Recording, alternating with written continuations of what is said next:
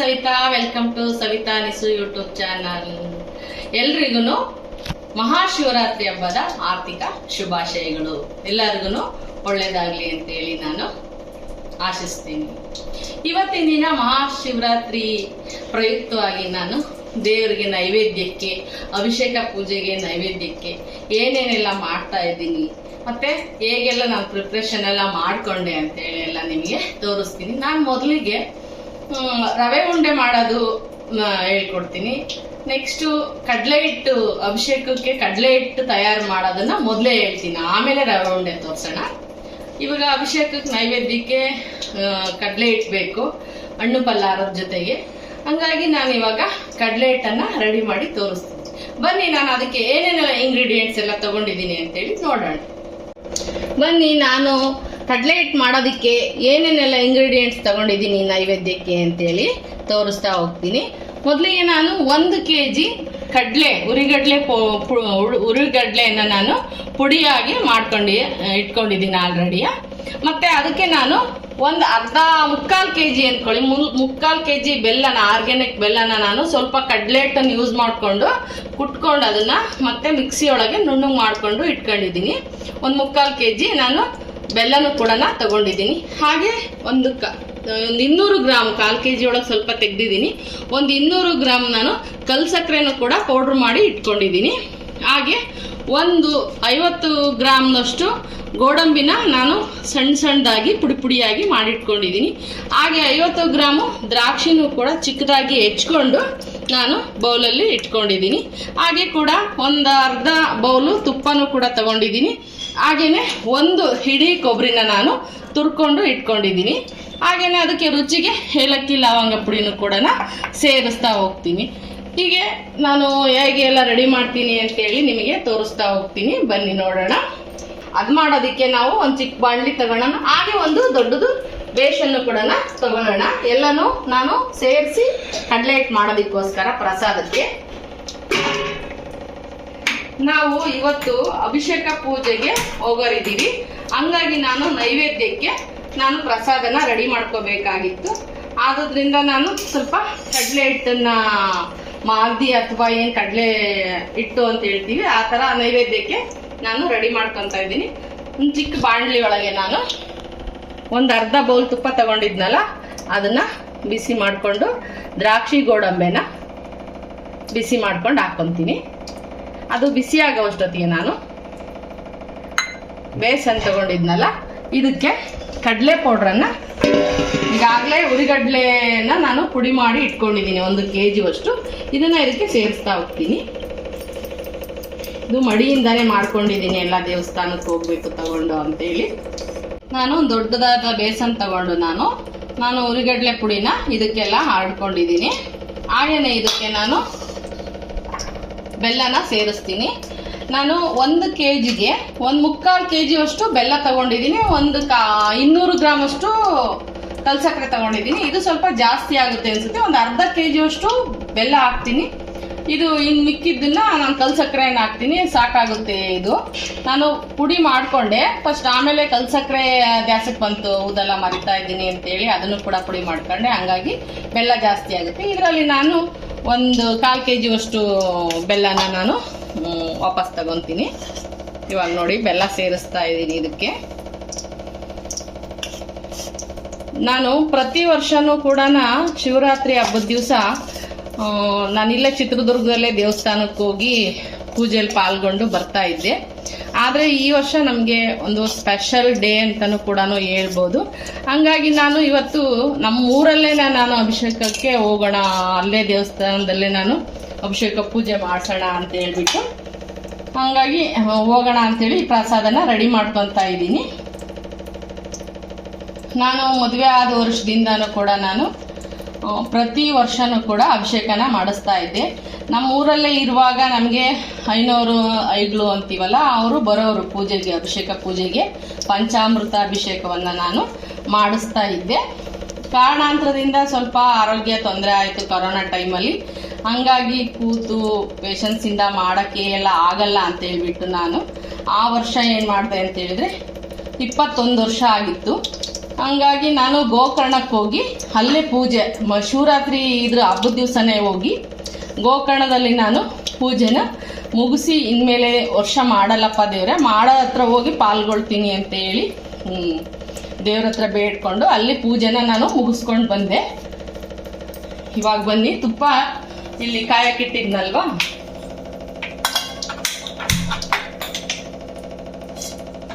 ಅದನ್ನು ಕೂಡ ಸ್ವಲ್ಪ ಬಿಸಿಯಾಗಿ ಹಾಗೆ ದ್ರಾಕ್ಷಿ ಗೋಡಂಬಿ ಎಲ್ಲನ ಇದಕ್ಕೆ ಸೇರಿಸ್ಬಿಟ್ಟು ಕಡಲೆ ಪೌಡ್ರಿಗೆ ಹಾಕೋಣ. ಅದು ಬಿಸಿಯಾಗೋ ಅಷ್ಟೊತ್ತಿಗೆ ನಾನು ಸ್ವಲ್ಪ ಕೊಬ್ಬರಿನೂ ಕೂಡ ಇದಕ್ಕೆ ಸೇರಿಸ್ತೀನಿ. ಹಾಗೆ ಕಲ್ ಸಕ್ಕರೆ ಪುಡಿನೂ ಕೂಡ ಹಾಕ್ತಾ ಇದ್ದೀನಿ ನೋಡಿ. ಇದನ್ನೆಲ್ಲ ಒಟ್ಟಿಗೆ ಎಲ್ಲ ಹಾಕಿ ಕೈಯಲ್ಲಿ ನೀಟಾಗಿ ಸ್ಮ್ಯಾಶ್ ಮಾಡಿ ಇದನ್ನ ನಾನು ಕಂಟೈನರಲ್ಲಿ ತುಂಬಿ ಇಟ್ಕೊತೀನಿ.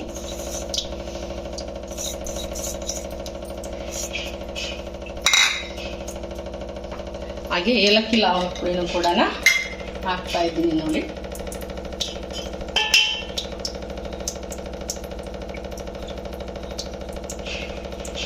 ಒಂದೆರಡು ಟೇಬಲ್ ಸ್ಪೂನ್ ಅಷ್ಟು ನಾನು ಏಲಕ್ಕಿ ಲವಂಗ ಪುಡಿನ ಹಾಕ್ತಾ ಇದ್ದೀನಿ.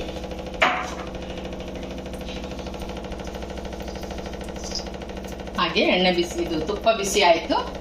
ಬನ್ನಿ ಇದಕ್ಕೆ ಡ್ರೈ ಫ್ರೂಟ್ಸ್ ಎಲ್ಲ ಹಾಕೋಣ.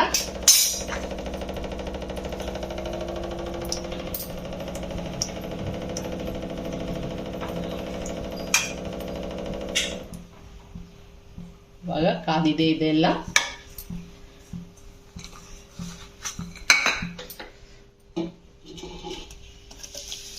ಸ್ವಲ್ಪ ದ್ರಾಕ್ಷಿನ ಮೊದಲು ಹಾಕಿ ಚೂರು ಬಾಡಿಸ್ಕೊತೀನಿ.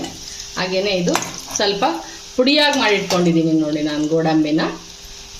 ಇದು ಹಂಗೆ ಹಾಕಿದರೆ ಚೆನ್ನಾಗಿ ಅನಿಸಲ್ಲ ಅಂತ ಹೇಳ್ಬಿಟ್ಟು ಇದನ್ನ ಆಫ್ ಮಾಡ್ಕೊಂಡು ಸ್ಟವನ್ನು ನಾನು ಗೋಡಂಬಿ ಸೇರಿಸ್ತೀನಿ. ಯಾಕೆಂದರೆ ಪುಡಿ ಆಗಿರೋದ್ರಿಂದ ಬೇಗ ಒತ್ತಿಬಿಡುತ್ತೆ, ಅಂದರೆ ಸಿಯುತ್ತೆ, ಚೆನ್ನಾಗಿರಲ್ಲ ಅಂತ ಹೇಳ್ಬಿಟ್ಟು ನಾನು ಈ ಥರ ಮಾಡ್ತಾಯಿದ್ದೀನಿ. ತುಪ್ಪ ಆಲ್ರೆಡಿ ಚೆನ್ನಾಗಿ ಕಾದಿದೆಯಲ್ಲ, ಇವಾಗ ಇದನ್ನು ಅದಕ್ಕೆ ಸೇರಿಸ್ತಾ ಇದ್ದೀನಿ.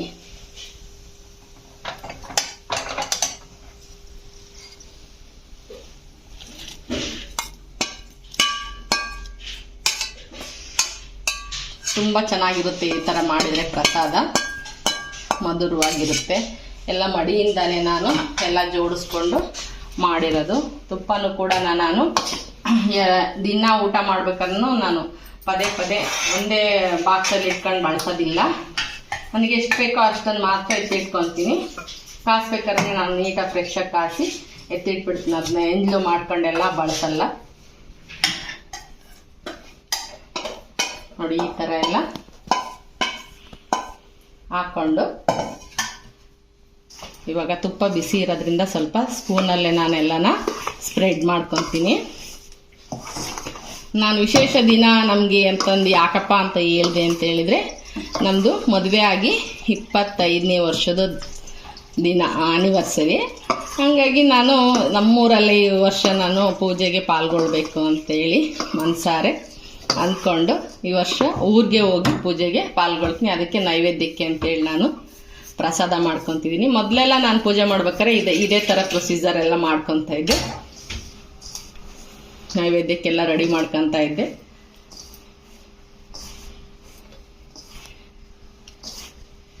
ತುಂಬ ಚೆನ್ನಾಗಿರುತ್ತೆ ಇದು. ಒಂದು ನೈಟ್ ಜಾಗರಣೆ ಅಂತೇಳಿ ನಾವೊಂದು ಪೂಜೆಯಲ್ಲಿ ಭಾಗವಹಿಸ್ಕೊಂಡು ನಾವೇ ಮನೇಲಿ ಸಮಾಧಾನವಾಗಿ ಕುತ್ಕೊಂಡಾಗಲಿ ಪೂಜೆ ಮಾಡಿಕೊಂಡ್ರೆ ಚೆನ್ನಾಗಿರುತ್ತೆ. ಬನ್ನಿ ಇದನ್ನೆಲ್ಲ ನಾನು ಮಿಕ್ಸ್ ಮಾಡಿ ನಿಮಗೆ ಹೆಂಗೆ ಬಂದಿದೆ ಅಂತೇಳಿ ತೋರಿಸ್ತೀನಿ ನೋಡಿ. ಇವಾಗ ನಾನು ಎಲ್ಲನೂ ನೀಟಾಗಿ ಮಿಕ್ಸ್ ಮಾಡಿಬಿಟ್ಟು ನಾನು ಬಾಕ್ಸ್ಗಳಿಗೆ ಆಗಲೇ ತುಂಬಿಟ್ಟಿದ್ದೀನಿ. ಟೈಮ್ ಆಗಿತ್ತು ಹೊರಡೋದಕ್ಕೆ ಅಂತ ಹೇಳ್ಬಿಟ್ಟು ನಾವು ಬೌಲಲ್ಲೇ ತೋರಿಸ್ಬೇಕಾಗಿತ್ತು ನಿಮಗೆ. ಆದರೆ ನಾನು ಬಾಕ್ಸ್ಗಾಗಲೇ ಹಾಕಿ ಎತ್ತಿಟ್ಕೊಂಡಿದ್ದೀನಿ ನಾನು ಪ್ರಸಾದಕ್ಕೆ ಅಂತೇಳ್ಬಿಟ್ಟು. ನೋಡಿ ಈ ಥರ ಎಲ್ಲ ಮಿಕ್ಸ್ ಮಾಡಿಕೊಂಡು ನಾವು ತುಂಬ್ಕೋಬೇಕು. ಈಗ ಬನ್ನಿ ನಾನು ಹಾಗೇನೆ ನಿಮಗೆ ರವೆ ಉಂಡೆ ಮಾಡೋದನ್ನು ಕೂಡ ನಾನು ಹಾಗೇನೆ ತೋರಿಸಿ ಹೇಳ್ತಾ ಹೋಗ್ತೀನಿ ನೋಡಿ. ನಾನು ಇವಾಗ ರವೆ ಉಂಡೆನೂ ಕೂಡ ಮಾಡ್ಕೊತಾ ಇದ್ದೀನಿ. ಇದು ಏನಕ್ಕಪ್ಪ ಅಂತ ಹೇಳಿದ್ರೆ, ನಮ್ಮೂರಲ್ಲಿ ಶಿವರಾತ್ರಿ ಹಬ್ಬದ ದಿವಸ ಜಾಗರಣೆ ಪ್ರಸಾದ ಎಲ್ಲ ಮಾರನೇ ದಿನ ಅಮಾವಾಸ್ಯೆ ದಿನ ನಮ್ಮೂರಲ್ಲಿ ಕೆಂಡಾರ್ಚನೆ ಅಂತ ಆಗುತ್ತೆ, ನಮ್ಮ ಬಸವೇಶ್ವರ ಸ್ವಾಮಿದು. ಆ ದಿನ ನಾವು ದಾಸೋಗದಲ್ಲೇ ಎಲ್ಲ ಊಟ ಮುಗಿಸ್ಕೊಂತೀವಿ. ಹಾಗಾಗಿ ಬಂದಿದ್ದ ಗೆಸ್ಟ್ಗಳೆಲ್ಲ ಬಂದಿರ್ತಾರಲ್ಲ, ಮನೆಗೆ ಬಂದು ಹಾಗೆ ಕಳ್ಸೋಕ್ಕೆ ಮನ್ಸಾಗೋದಿಲ್ಲ. ಅದಕ್ಕೋಸ್ಕರ ನಾನೇನು ಮಾಡ್ತೀನಿ, ಏನಾದರೂ ತಿಂಡಿಗಳನ್ನ ಮಾಡ್ಕೊಂಡು ಇಟ್ಕೊಂಡಿರ್ತೀನಿ. ಬಂದರೆ ಅವ್ರಿಗೊಂದು ಕಾಫಿ ಟೀ ಅಥವಾ ಜ್ಯೂಸು ಈ ಥರ ಸ್ನ್ಯಾಕ್ಸ್ಗಳು ಎಲ್ಲ ಕೊಟ್ಟು ಸ್ವಲ್ಪ ಹೊತ್ತು ಕೂತ್ಕೊಂಡಿದ್ದು ಹೋಗ್ತಾರೆ. ಹಂಗಾಗಿ ನಾನು ಕೆಲವೊಂದು ಪದಾರ್ಥಗಳನ್ನ ಪ್ರಿಪ್ರೇಷನ್ ಮಾಡಿ ಇಟ್ಕೊಂಡಿರ್ತೀನಿ ಯಾವಾಗಲೂ.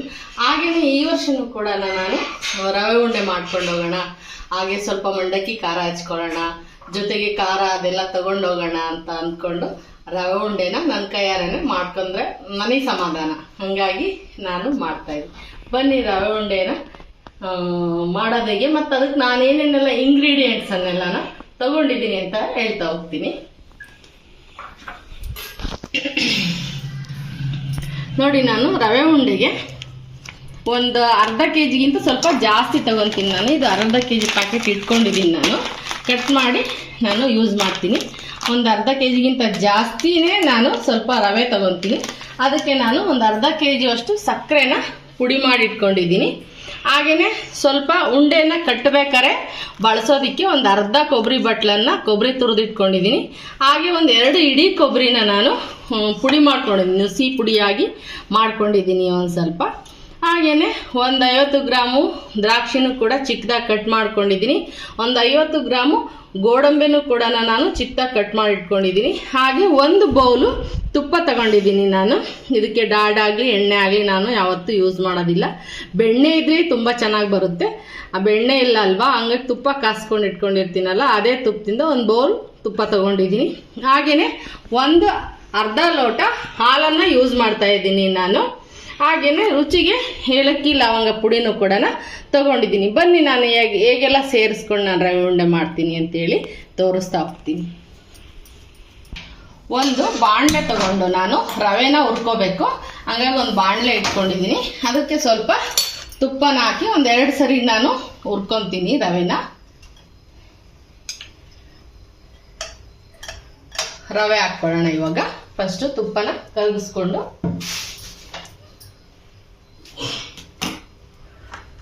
ಅದಕ್ಕೆ ಸ್ವಲ್ಪ ಗೋಡಂಬಿನೂ ಹಾಕ್ತಾ ಇದ್ದೀನಿ. ಹಾಗೆ ದ್ರಾಕ್ಷಿನೂ ಕೂಡ ಸೇರಿಸ್ತೀನಿ ಇದಕ್ಕೆ.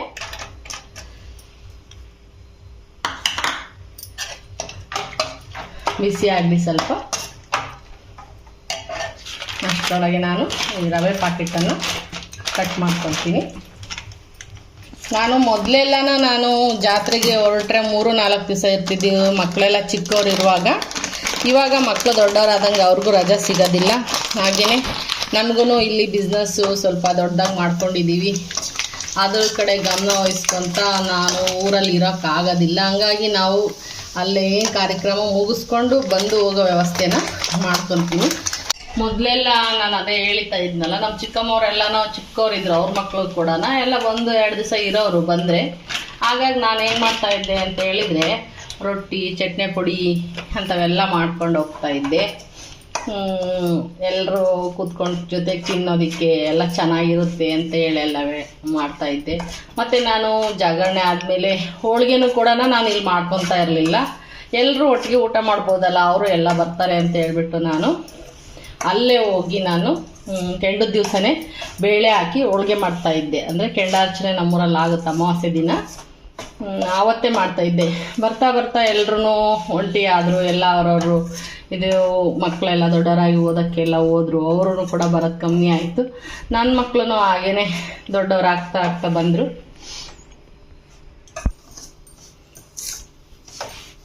ನನ್ನ ಮಕ್ಕಳು ಕೂಡ ದೊಡ್ಡವರಾದರು. ಅವರೂ ಆ ಜಾತ್ರೆಗೆ ಮಿಸ್ ಆಗ್ತಾ ಬಂದರು. ಒಂದೊಂದು ಸರ್ತಿ ಇರ್ತಾಯಿದ್ರು, ಒಂದೊಂದು ಸಾರಿ ಇರ್ತಾ ಇರಲಿಲ್ಲ. ಹಾಗಾಗಿ ನಾನು ಕೂಡ ಎಲ್ಲ ಲಘುವಾಗೆ ಮಾಡಿಕೊಂಡೆ ಕೆಲಸನೂ ಕೂಡ.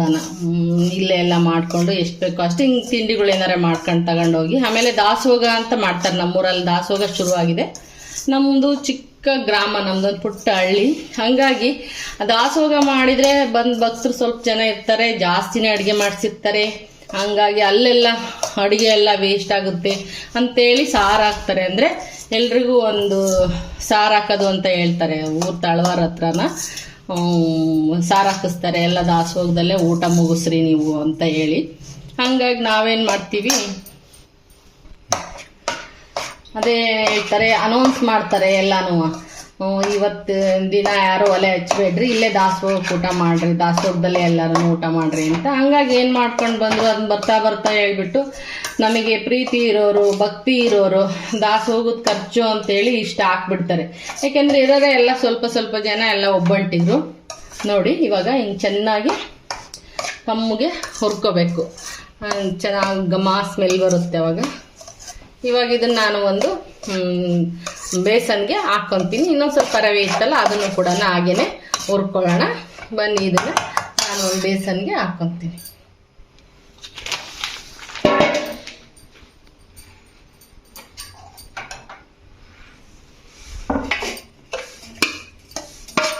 ನೋಡಿ ಆಗಲೇ ಸ್ವಲ್ಪ ಬಿಟ್ಟರೆ ಆಯಿತು, ಇದು ಮುಗೀತಾ ಅಂದ್ಬಿಟ್ರೆ ಬಾಣಲೆ ಹಿಂಗೆ ಇದಾಗ್ಬಿಡುತ್ತೆ.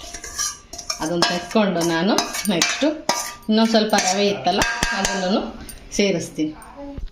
ಹಾಗೆಯೇ ಇನ್ನೊಂದು ಸರ್ತಿಗೆ ಇನ್ನೊಂದು ಸ್ವಲ್ಪ ಮಿಕ್ಸಿದ್ನಲ್ಲ ದ್ರಾಕ್ಷಿ ಗೋಡಂಬಿ ಅದನ್ನು ಕೂಡ ಸೇರಿಸ್ತಾ ಇದ್ದೀನಿ. ಇವಾಗ ಇದಕ್ಕೆ ನಾನು ಒಂದು 3/4 kg ಅಷ್ಟು ಮಾಡ್ತೀನಿ ಅಂತ ಹೇಳಿದ್ನಲ್ವ.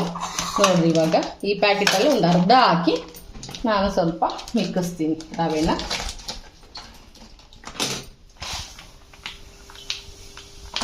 ಸಾಕು ನೋಡಿರಿ, ಒಂದು ಅರ್ಧ kg 1/4 kg ಅಷ್ಟು ಹಾಕಿದ್ದೀನಿ. ಸಾಕು, ಅಲ್ಲಿಗೆ 3/4 kg ಅಳತೆ ಆಗುತ್ತೆ. ಇವಾಗ ಇದನ್ನು ಕೂಡ ಹಾಗೆಯೇ ಚೆನ್ನಾಗಿ ಕಮ್ಮಗೆ ಹುರ್ಕೊಳ್ಳೋಣ. ಹಾಗೆ ಎಲ್ಲ ಅನೌನ್ಸ್ಮೆಂಟ್ ಮಾಡ್ಕೊಳ್ತಾರೆ, ಹಂಗಾಗಿ ಎಲ್ಲ ಇವಾಗ ಭಕ್ತರುಗಳು ಎಲ್ಲ ಮನೆಗೆ ಅಡುಗೆನೇ ಮಾಡೋದಿಲ್ಲ ಇವಾಗ ಯಾರೂ. ಎಲ್ಲ ಜಾತ್ರೆ ನೋಡೋಕ್ಕೆ ಬಂದವರು, ನೆಂಟರಿಷ್ಟು ಕರೆದವರು ಎಲ್ಲನೂ ಕೂಡ ನಾವು ಅಲ್ಲೇ ದಾಸೋಹದಲ್ಲೇ ಊಟ ಮುಗಿಸ್ತೀವಿ. ನಮ್ಮ ಭಕ್ತಿ ಏನಿದೆ, ಪ್ರೀತಿ ಏನಿದೆ ಅಷ್ಟು ದಾಸೋಹದ ಖರ್ಚು ಅಂತ ಹೇಳ್ಬಿಟ್ಟು ಹಾಕ್ತೀವಿ. ಹಾಕ್ಕೊಂಡು ಅಲ್ಲೇ ನಾವು ಪ್ರಸಾದ ಎಲ್ಲ ಊಟ ಮಾಡ್ಕೊಂಡು ಬರ್ತೀವಿ. ಹಾಗೆ ಮನೆಗೆ ಬಂದವ್ರನ್ನ ಹಾಗೆ ಕಳಿಸ್ಬಾರ್ದು ಅನ್ನೋದೊಂದು ಪ್ರತೀತಿ ಇದೆಯಲ್ಲ, ಅತಿಥಿ ದೇವೋ ಭವ ಅಂತ. ಹಾಗಾಗಿ ಒಂದು ಸ್ವಲ್ಪ ಕುತ್ಕೊಂಡು ಎಲ್ಲ ರೆಸ್ಟ್ ಮಾಡ್ತಾರಲ್ಲ, ಆವಾಗ ಸಂಜೆ ಆಗ್ಬಿಡುತ್ತೆ. ಅಷ್ಟೊತ್ತಿಗೆ ಒಂದು ಸ್ವಲ್ಪ ಈ ಸ್ನ್ಯಾಕ್ಸ್ ಥರ ಎಲ್ಲ ತಿಂದ್ಕೊಂಡು ಎಲ್ಲನ ಜಾತ್ರೆ ಮುಗಿಸ್ಕೊಂಡು ನಾವು ನಮ್ಮ ಊರ ಕಡೆ ಬರ್ತೀವಿ. ಅವರು ಕೂಡ ಊರುಗಳಿಗೆ ಹೋಗ್ತಾರೆ. ನಮಗೂ ಒಂದು ಸಮಾಧಾನ ಸಿಗುತ್ತೆ ಅಂತೇಳಿ ನಾನು ಈ ಥರ ಸಣ್ಣ ಪುಟ್ಟ ಒಂದು ತಿನಿಸುಗಳನ್ನ ವರ್ಷನೂ ಕೂಡ ಪ್ರಿಪೇರ್ ಮಾಡಿಕೊಂಡೆ ತಗೊಂಡೋಗಿರ್ತೀನಿ. ಯಾಕೆಂದರೆ ಅಲ್ಲಿ ನಾವು ವಾಸ ಇಲ್ಲ, ಪ್ರತಿಯೊಂದನ್ನು ತಗೊಂಡೇ ಹೋಗಬೇಕು. ಅಡುಗೆ ಎಲ್ಲ ಮಾಡಿದ್ರು ಈ ದಾಸೋಹ ಇರೋದ್ರಿಂದನೇ ಎಲ್ಲನೂ ಅಲ್ಲಿ ಖರ್ಚಾಗೋದಿಲ್ಲ, ಎಲ್ಲ ಅಲ್ಲೇ ಊಟ ಮಾಡಿ ಬರ್ತಾರಲ್ಲ. ಹಾಗಾಗಿ ಅನಿವಾರ್ಯ ಅವಶ್ಯಕತೆಗೆ ಏನು ಬೇಕೋ ಅಷ್ಟನ್ನು ಮಾತ್ರ ನಾವು ಅನಿವಾರ್ಯವಾದರೆ ಮಾತ್ರ ಮಾಡ್ಕೊತೀವಿ. ಅಲ್ಲೆಲ್ಲ ವ್ಯವಸ್ಥೆನೂ ಇದೆ, ಪ್ರತಿಯೊಂದೂ ಇದೆ. ರೇಷನ್ ಒಂದು ತಗೊಂಡೋಗ್ಬೇಕಷ್ಟೇ ನಾನು ನಮ್ಮೂರಿಗೆ ಹೋದರೆ. ನೋಡಿ ಇದು ಕೂಡ ನೀಟಾಗಿ ಚೆನ್ನಾಗಿ ಹುರಿತಾ ಬಂತು. ಇವಾಗ ಇದನ್ನು ಕೂಡ ಅದಕ್ಕೆ ಮೊದಲೇ ಹುರ್ಕೊಂಡಿದ್ವಲ್ಲ ಅದನ್ನು ಇದಕ್ಕೆ ನಾನು ಸೇರಿಸ್ಕೊತೀನಿ. ಇವಾಗ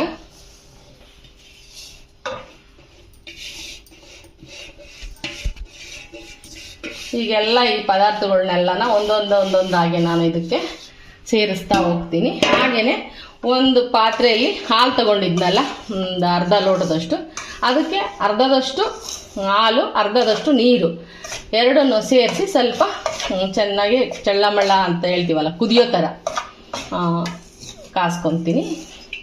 ಯಾಕೆ ಅಂದರೆ ಅದನ್ನು ಹಾಕಿ ಕಟ್ಟಿದರೆ ನಮಗೆ ಪಾಕ ಇದ್ದಂಗೂ ಇರುತ್ತೆ, ಕಟ್ಟೋದಕ್ಕೆ ಸ್ಮೂತಾಗೂ ಚೆನ್ನಾಗಿ ಬರುತ್ತೆ, ಬಾಯಿಗೂ ಕೂಡ ಚೆನ್ನಾಗಿರುತ್ತೆ.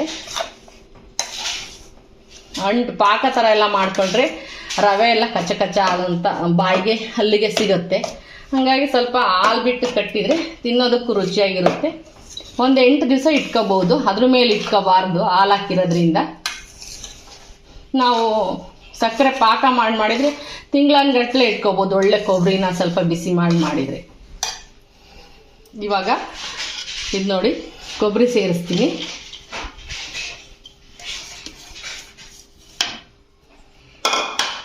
ಹಾಗೆ ಪುಡಿ ಮಾಡಿ ಇಟ್ಕೊಂಡಿದ್ನಲ್ಲ ಆ ಕೊಬ್ಬರಿನೂ ಕೂಡ ಹಾಕ್ತಾ ಇದ್ದೀನಿ. ಇದಕ್ಕೆ ಸ್ವಲ್ಪ ಹುರ್ಕೊಳ್ಳೋಣ.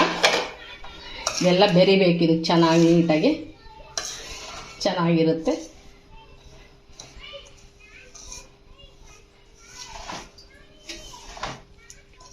ಖುಷಿಯಿಂದ ಸಂಭ್ರಮದಿಂದ 2-3 ದಿವಸ ಇರ್ತಿದ್ವಿ. ಬರ್ತಾ ಬರ್ತಾ ಮಕ್ಕಳೆಲ್ಲ ದೊಡ್ಡವರಾಗ್ತಾ ಬಂದರು. ನಮಗೂ ಅಲ್ಲಿ ಇರೋಕ್ಕೂ ಅವಕಾಶ ಇಲ್ಲ, ಹೋಗೋದಕ್ಕೆ ಏನು ಹೋಗಿ ಬರ್ತೀವಿ ಅಷ್ಟೇ.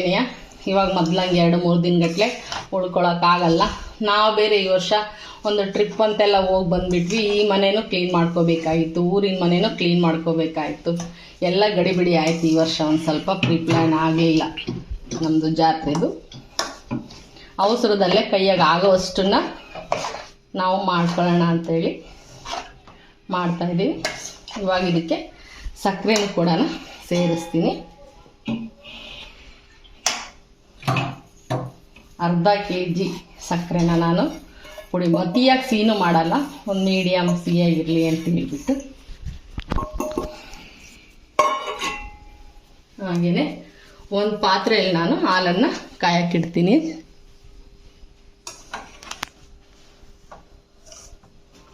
ದೊಡ್ಡ ನೋಡಿ, ಅರ್ಧ ಲೋಟ ಹಾಲು ತಗೊಂಡಿದ್ನಲ್ಲ ಅದನ್ನ ಕಾಯಕ್ಕೆ ಹಾಕ್ತಾ ಇದ್ದೀನಿ. ಈ ಅರ್ಧ ಲೋಟ ಹಾಲಿಗೆ ಅರ್ಧ ಲೋಟ ನೀರನ್ನು ಸೇರಿಸಿ ನಾನು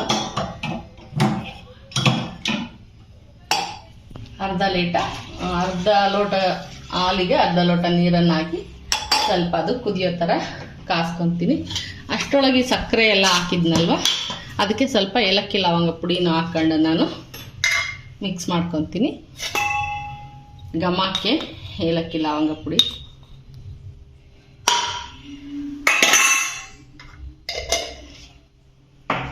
ಇದನ್ನೆಲ್ಲ ಚೆನ್ನಾಗಿ ಹದವಾಗಿ ರವೆ ಎಲ್ಲ ಹುರಿದಿದ್ದೆ. ಈ ಸಕ್ಕರೆ ಎಲ್ಲ ಕೊಬ್ಬರಿ ಜಾಸ್ತಿ ಆಯಿತು. ನಾನು ಒಂದು ಚಿಕ್ಕದೊಂದು ಬಾಣಲೆಯಲ್ಲೇ ಹಾಕಿ ಮಾಡೋಣ ಅಂದ್ಕೊಂಡೆ. ಇದೆಲ್ಲ ತುಂಬ ಅಳತೆ ಒದಗ್ತಾ ಬಂತು, ಜಾಸ್ತಿ ಆಯಿತು ಕೊಬ್ಬರಿಯಿಂದ. ನೋಡಿ ಎಲ್ಲ ಕೂಡ್ತಿವಾಗ.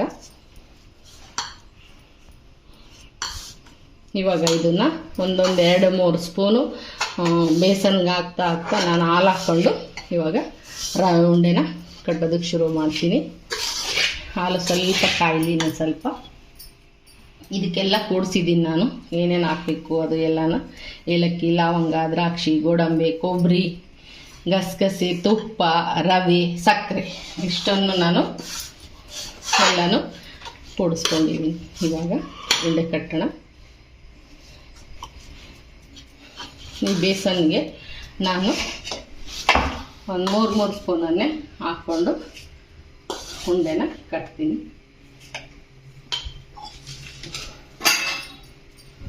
ಉಂಡೆನ ಇಡೋದಕ್ಕೆ ನಾನು ಇದೊಂದು ಬೌಲನ್ನು ಕೂಡ ಇಟ್ಕೊಂಡಿದ್ದೀನಿ.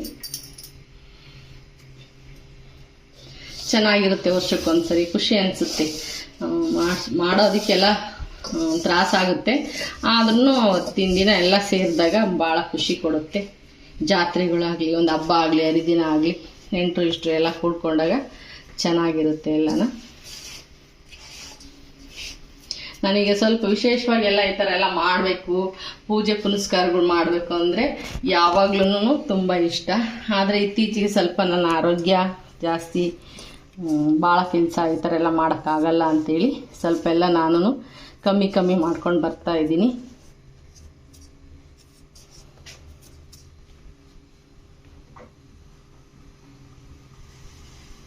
ಇವಾಗ ನೋಡಿ ಹಾಲು ಕಾಯ್ತಾ ಇದೆ. ಬಾಣಲಿ ಒಳಗಿಟ್ಟನ ಎಲ್ಲ ಸ್ಪ್ರೆಡ್ ಆಗಿಬಿಡ್ತೀನಿ ನೋಡಿ. ಹಾಗಾಗಿ ನಾನು ಪಾತ್ರೆಗೆ ಅದನ್ನು ತಗೊಂಡು ಎಲ್ಲ ಕೂಡಿಸ್ದೆ. ನೋಡಿ ಈ ಥರ ಕಾಯಬೇಕು. ಇವಾಗ ಇದನ್ನು ಆಫ್ ಮಾಡ್ಕೊತೀನಿ.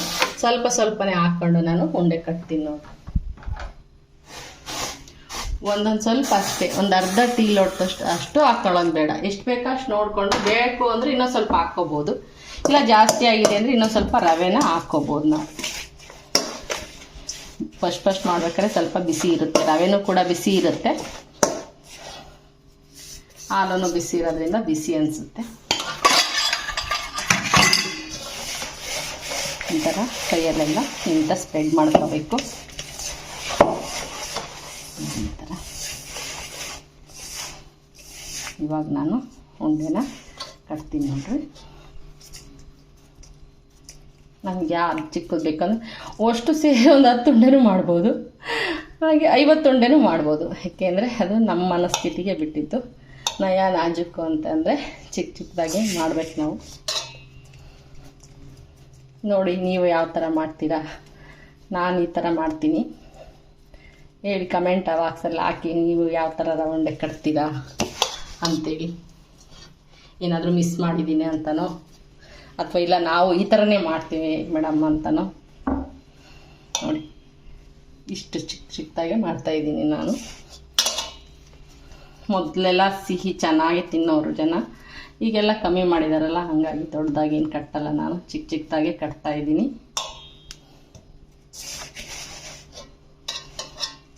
ಬೇಕ್ರಿಯಲ್ಲಿ ತರ್ಬೋದು, ಆದರೆ ಮನೆ ಮಾಡಿದಷ್ಟು ಸ್ವಾದಿಷ್ಟವಾಗಿರಲ್ಲ. ರುಚಿಯಾಗೇನೋ ಇರುತ್ತೆ, ಬಟ್ ಏನೋ ಒಂದು ಮನಸ್ಸಿಗೆ ಸಮಾಧಾನ ಮನೆಯಲ್ಲೇ ಮಾಡೋದ್ರಿಂದ. ಅದರಲ್ಲೂ ನಂಗೆ ಸ್ವಲ್ಪ ಇಷ್ಟ ಆಗಿತ್ತಂತೆಲ್ಲ. ಜೊತೆಗೆ ಯಾರಾದರೂ ಒಬ್ಬರಿದ್ದರೆ ಇನ್ನೂ ಇಷ್ಟ ಮಾಡೋರು. ಆದರೆ ನಾನು ಒಬ್ಬಳೇ ಮಾಡ್ಕೊಳ್ಳೋದು. ಎಲ್ಲ ಹಬ್ಬದ ಬ್ಯುಸಿಯಲ್ಲಿರ್ತಾರೆ ಈ ಹಬ್ಬದಲ್ಲಿ.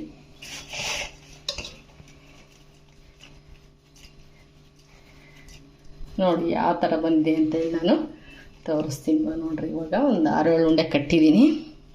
ನೋಡಿ ಈ ಥರ ಎಲ್ಲ ಕಟ್ಬಿಟ್ಟು ನಾನು ತೋರಿಸ್ತೀನಿ ನಿಮಗೆ ಹೇಗೆ ಬಂದಿದೆ ಅಂತೇಳಿ. ನೋಡಿ ಇವಾಗ ಅಷ್ಟು 3/4 kg ರವೆಗೆ, ಅರ್ಧ kg ಸಕ್ಕರೆಗೆ, ಆಮೇಲೆ 1.5 ಕೊಬ್ಬರಿ ಅಷ್ಟು, ಇಡೀ 1.5 ಕೊಬ್ಬರಿ ಅಷ್ಟು ಕೊಬ್ಬರಿ ಹಾಕಿದ್ದೀನಿ. ಒಂದು 50ರಿಂದ 55 ಉಂಡೆಗಳು ಈ ಸೈಜಲ್ಲಿ ಬಂದಿದೆ ನೋಡಿ. ಇದಾಗಿತ್ತು ನಮ್ಮದು ಇವತ್ತಿನ ಎಲ್ಲ ರೀತಿಯ ಹಬ್ಬದ್ದು ಪೂಜೆ, ಪ್ರಸಾದ ಎಲ್ಲ, ತಿಂಡಿ ತಿನಿಸು ಎಲ್ಲ ಮಾಡಿದ್ದು ಎಲ್ಲ ಈ ಥರ ಆಗಿತ್ತು ನೋಡ್ರಿ ಇವತ್ತಿನ ನನ್ನ ವಿಡಿಯೋದಲ್ಲಿ. ಹಾಗೇನೆ ಎಲ್ರಿಗೂ ಸಬ್ಸ್ಕ್ರೈಬ್ ಆಗಿ ಅಂತೇಳಿ ಕೇಳ್ಕೊತೀನಿ. ಸಪೋರ್ಟ್ ಮಾಡಿ, ಎಲ್ಲರೂ ಲೈಕ್ ಮಾಡಿ, ಶೇರ್ ಮಾಡಿ. ಹಾಗೆಯೇ ಮತ್ತೊಂದು ವಿಡಿಯೋ ಜೊತೆಗೆ ನಾನು ನಿಮ್ಮ ಮುಂದಿಗೆ ಬರ್ತೀನಿ. ಬಾಯ್, ಮತ್ತೆ ಸಿಗೋಣ.